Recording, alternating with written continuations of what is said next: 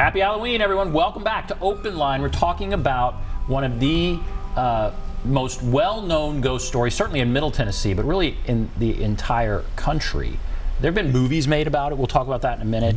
But we're talking about the Bell Witch. And I want to hear your stories about the Bell Witch. I'm just going to go right to the phones. Let's go to Bob. Hello, Bob? Yeah. Go right ahead.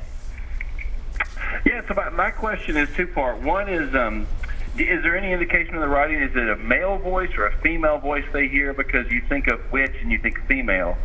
And then secondly, how does one become a Bell Witch historian? You've studied this for 40 years. How did you get into it and kind of kept it going for 40 years? Okay. All right. Thank you. Okay, to answer the first question, in the legend, the voice was described as, first, the whispers described as a very feeble-sounding elderly lady gasping and on the verge of crying. After the voice matured, it was described as sounding like low musical notes, like the sounds of a cello being played when content, and yelling and screeching and screaming when it was angry or just happy and excited about something. The Tennessee version of the legend has the Bell Witch as a female. The Mississippi version of the legend, which came about after the Tennessee legend, has the Bell Witch as a male.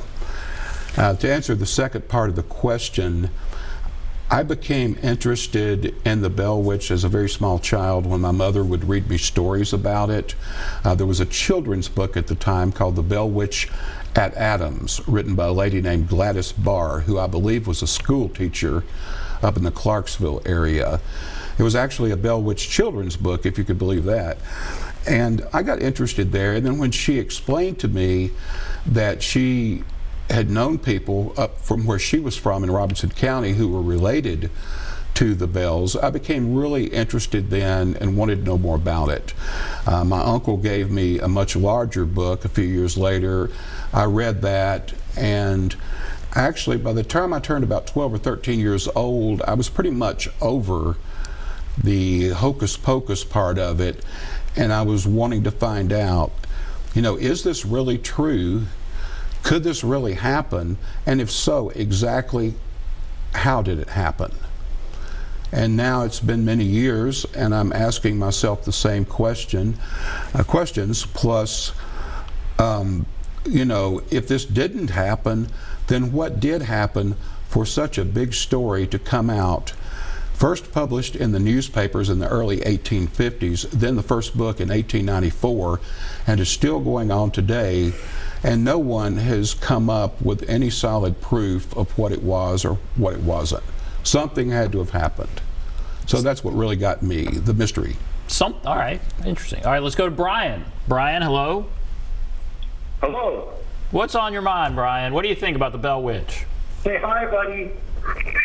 Oh, that's my buddy. He's all scared. Oh, I bet. All the kitties, it's starting to rain on the trick-or-treaters. I just gave away the rest of the stuff, but they're starting to come back. So what he should do is, he should start telling the story, because the kids are all starting to come inside.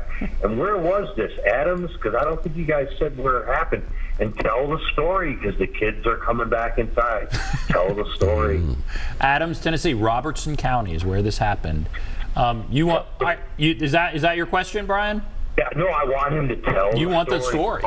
They're coming back inside, and they're all sitting down listening. We're waiting for him to tell the story. They're waiting. All right, at Brian's request, children, please gather around the TV set. Turn it up just a little bit, and let's hear a little. Not the whole story, but yeah, tell us the story as best you can. Scare the children watching.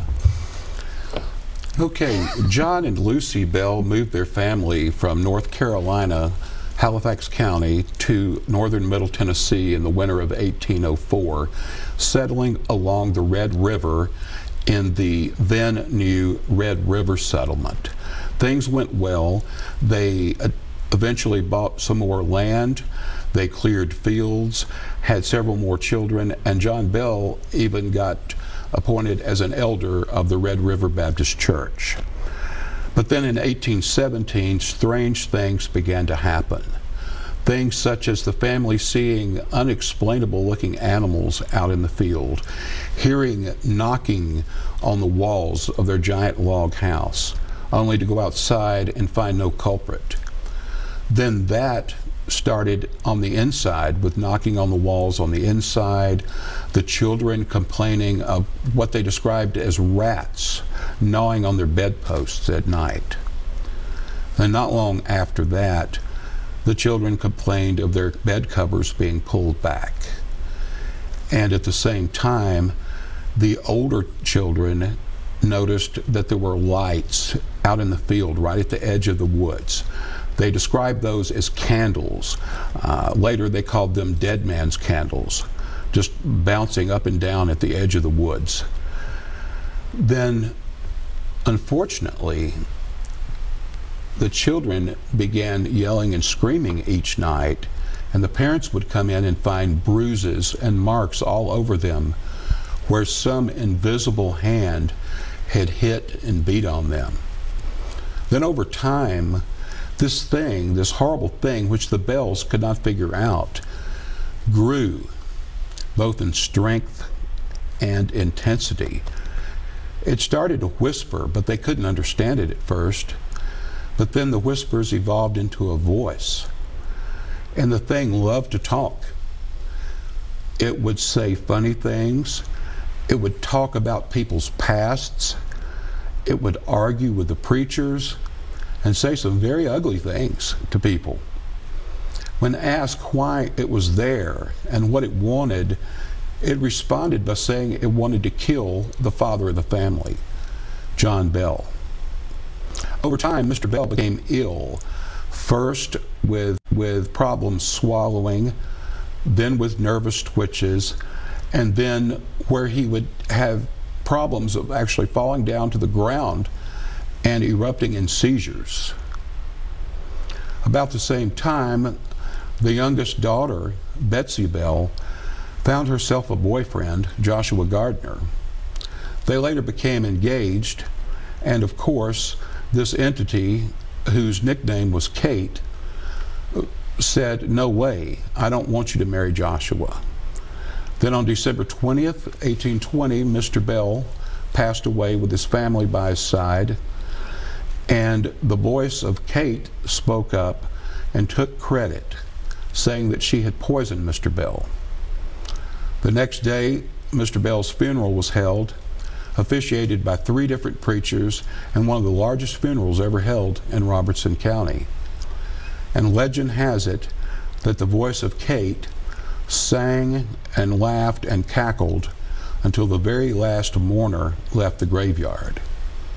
Then in April 1821, Kate succeeded in talking Betsy Bell out of getting married to Joshua, because they had become married, or excuse me, they had become engaged, and Kate put a stop to that, then left the family, and things seemed to turn out normal. But at the time she left, she said she was going to the West Indies and would be returning in 7 years. And that she did. She visited John Bell Jr. For 3 nights in a row. The two had conversations. The first night was about the past, the second night was about the present, and the third night was about the future. Then she bade farewell once again, promising to return to the most direct John Bell descendant in 107 years, which would put it 1935. Did Kate ever return?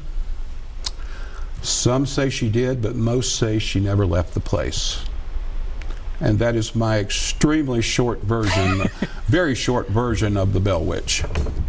I think I heard something back there. Did you hear anything back there? I sure did. I thought I heard. That was spooky. I heard something whispering my name. No, no.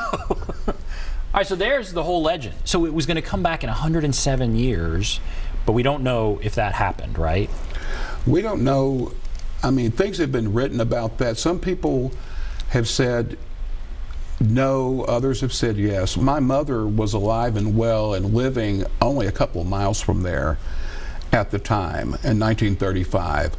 And I once asked her what she had thought about it, and she said they were so busy trying to recover from the Great Depression and doing a lot of work on the farm and all that, that she didn't have time to worry about any old haint. That was what she said. So I don't think she thought Kate ever returned. But with as much that went on after 1935, and which still goes on there, whether it's paranormal, coincidental, power of suggestion, or what, a lot of people think she never left the place. And she's blamed for just about everything. Yeah, people still say they have encounters, I guess, right? There's still stuff that goes on. Yes, but of course nothing along the lines of what happened with the Bell family, with all the violence and the disembodied voices. But a lot of anomalous photographs are taken in the area. People all the time tell me they've heard their name whispered and had other things happen in the area. And I think a lot of it is a case of, if you don't know what it is and it's strange and you're in Tennessee, well, by golly, blame it on that old Bell Witch. I think I did hear something right back there. I bet that was the Bell Witch. I'd kind of scared. Blame it on her. I was scared. Let's go to Carol. Brian, thank you for that. That was a good idea to hear the whole thing just like that. You did a nice job telling Thank you. Carol, are you there? Yes. Go right ahead. I would like to know if you yourself have ever experienced any paranormal activity. And you're asking the Bell Witch historian, so what about that? I've had a few experiences in the area, some of which I've wrote about on the website, bellwitch.org, and others in the book. Those were experiences that I cannot definitely say they're paranormal, because I can't prove they're paranormal. However, they were experiences where I searched for an explanation and absolutely could not find an explanation. I'll share one of those with you right now. Some years ago, this was probably 22 years ago, I had a lot of video cameras around Adams, driving around different places to shoot some video for an upcoming documentary. And after I finished late one afternoon and I was parked beside of the road packing up my video cameras, I noticed a couple of rabbits playing in the field just a few feet away from my vehicle, which was strange for two reasons. Number one, they were so close. Number two, all throughout the Bell Witch legend, this thing often claimed to take the shape of a rabbit, or say that it had been a rabbit out in the field that they saw earlier. So just for fun, I turned my video camera on and shot some video of these two rabbits playing. They were actually running in circles out in the field, having a good old time. I thought nothing about it. I went on home, and then when I had time to start looking at the video, like a year or two later, I saw nothing but the field and the grass, and no rabbits at all. It's like the rabbits had vanished from the video. Oh. Well, don't know if that was paranormal, don't know if it was the Bell Witch, I can't say, but... Could it have been operator error? It could have been operator error. It could have had to do with the magnetic charging of the magnetic tape I was using. There are a lot of possibilities.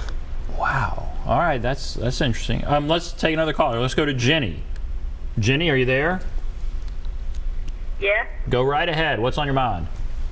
Oh, when I was a young girl, I went to Adams and went through the cave, the Bell Witch cave, and they it was very beautiful in there. But this old man told us that she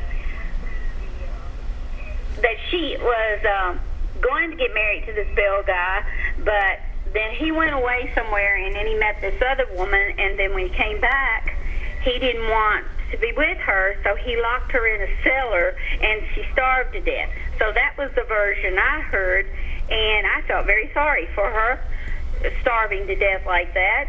So, and then I've heard this other version that he just told. So it kind of blows your mind, because the old man was telling us that she would laugh in your face, or she would pull at your sleeve. And we went to the old Bell house, I guess it was, and then they said if you go to the Bell grave, that it gets very cold there. But I didn't go because I was chicken. I don't blame you. So, Thank you. so Okay, I don't like know that. which. I like hearing that experience. All right, thank you for calling in. Thank you, Jenny. What do you think of that? That's the smokehouse theory. It originated with the North Carolina version of the legend, and it states that John Bell locked this lady in a smokehouse. If it's the Tennessee version, some people say it was Kate Batts he locked in there. And Kate Batts was a neighbor who pretty much got the blame for all of the Bell Witch, even though my research found that there's probably no way she could have been connected. But the smokehouse theory is, in essence, that John Bell locked the lady in the smokehouse and let her starve to death. Another variation of that was that he put her in the smokehouse and then cut her up, like, you know, slaughtering meat.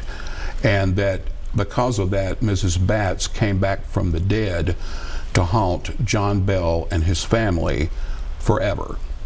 That's, I guess, my question. Was John Bell, was he a good guy? You said he was an elder in the church, but had he had some deal that maybe upset someone? Did people, you said he had a large number of people at his funeral, but did they just want to come and see the ghost? I guess, what do we know about John Bell? Well, and we might have to take a break. Do we have to take a break? Hold on to that. Okay. We have to take a break. All right, so what do we know about John Bell? Was he a good guy? Obviously, people in North Carolina didn't think too highly of him because they think he killed that woman in a terrible way. But let's delve into John Bell. We'll take a break. Be back right after this.